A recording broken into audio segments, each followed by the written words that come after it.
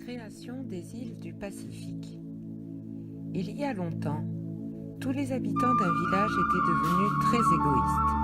Ils ne s'entraidaient pas. Ils ne partageaient jamais leur nourriture. Ils négligeaient même leurs enfants. Un jour, le père et la mère d'un garçon sont partis à la chasse et ne sont jamais revenus. Le garçon ne savait pas si ses parents avaient été tués ou s'ils étaient tout simplement partis et l'avaient oublié. Seul et désespéré, il s'est rendu chez son oncle pour demander de l'aide. L'oncle a refusé de prendre soin de l'orphelin. « Je n'ai pas le temps de m'occuper de ce garçon », a-t-il annoncé. « Quelqu'un veut-il l'adopter ? Sinon, tout le village s'en occupera. Moi, je n'en veux pas. » Les villageois ont refusé d'aider. « Si tu ne veux pas veiller sur lui, pourquoi le ferions-nous ? Ne nous ennuie pas avec tes problèmes. » L'oncle, aussi cruel qu'égoïste, a décidé de se débarrasser de son neveu.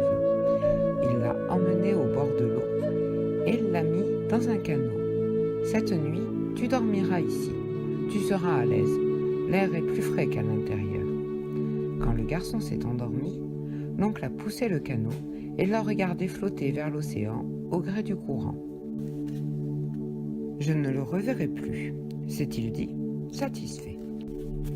Le canot a longé la côte pendant longtemps, jusqu'au village du peuple de l'Aigle. Là, les bons habitants ont accueilli le garçon comme un cadeau qu'on leur avait envoyé. Tout le monde a pris soin de lui et il est devenu un jeune homme bien. La fille du chef est tombée amoureuse de lui. Le jour du mariage, le chef a donné au jeune homme le nom de Tête d'Aigle, une cape de plumes et un cadeau très rare, le don de voler. Tête d'Aigle était heureux dans sa nouvelle famille, mais il n'arrivait pas à oublier les gens qui l'avaient rejeté, ni l'oncle qui s'en était débarrassé.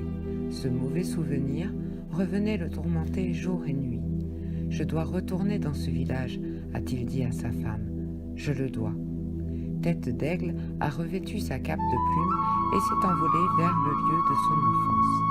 En survolant le village, il a aperçu son oncle et a été pris de colère. Après une descente en piqué, il a attrapé l'homme cruel par les cheveux et l'a levé dans les airs. Pour retenir l'oncle, un villageois s'est accroché à ses pieds, mais il a été soulevé aussi.